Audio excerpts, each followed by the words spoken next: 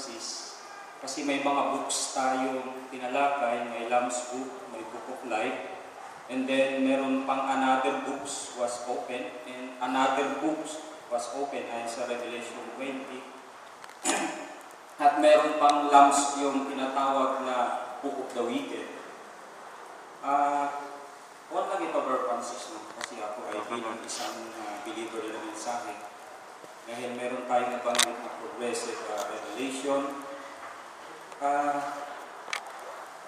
Gaano po, Brother Francis, na gusto ko lang marinig yung oo mo o hindi na sure ka ba na ang Diyos ay may pahit sa iyo at ikaw ay pwedeng continuation doon sa progressive revelation related sa mystery in secret that belonging to God.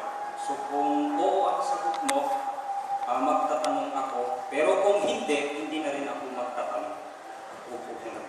Brother, yung tanong ko personally. Personally. Gusto lang ba yun ang mga version? Kung oo ang sagot ni Brother Francis. Hindi, brother, kasi parang hindi maganda yung gano'n na, no? Siguro kung magtatanong po tayo, according nandun sa shinare niya, pero kung personal lang kasi, siguro sa po siya tanong po kayo. Pag oo sagot niya, magtatanong ako sa books. Hindi, yung patanong po niya kanina, ano yun eh, kung hindi ka grant, okay lang, hindi rin ako kung hindi ka grant to Brother Francis, upo na lang. Hindi, ako po yung sumasagot.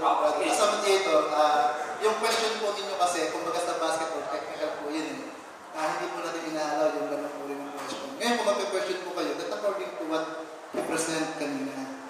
Then, sasagutin niya kung ano yung tanong po ninyo. Pero kung personally yung tatanungin niyo, ang payo ko, mas maganda ko. Mamaya, pupupo na rin, naman nagkakakwento ka na lang.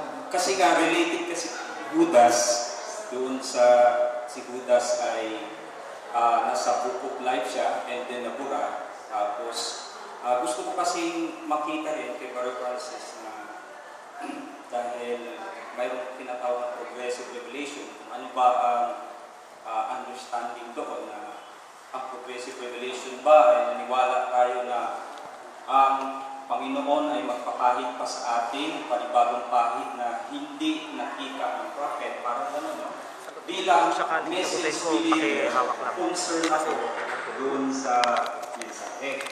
So, kung hindi naman magagrant yun, okay lang. Kung magagrant ni Brother Francis at saka ng MC, kasi kung sasabihin lang naman Brother Francis sa akin, Pastor Baler, deserve ko sa sarili ko na may pahid ako ng Espiritu Santo sa last days nito na related pa roon sa mga